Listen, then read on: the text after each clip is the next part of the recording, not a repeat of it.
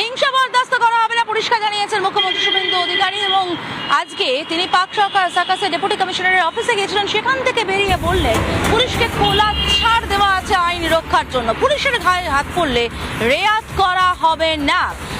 হিংসা নিয়ে zero tolerance নীতি রাজ্য সরকারের। পাক সার্কাসে ডেপুটি কমিশনারের অফিস থেকে বেরিয়ে কড়া বার্তা মুখ্যমন্ত্রী, পুলিশের গায়ে হাত পড়লে বরদাস্ত করা হবে না সাফ জানালেন শুভেন্দু অধিকারী।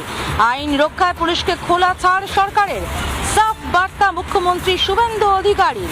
আমি শুধু আপিল করব, এই কাজগুলো করবেন না, এই কাজগুলো করবেন না, এই কাজগুলো থেকে বিরত থাকুন। যদি মনে করেন আগের সরকার আছে, আগের নিয়ম আছে, আগের মতো পুলিশকে ফোর্সকে হাত পা বেঁধে রেখে দেওয়া হবে, তাহলে কিন্তু ভুল করবেন।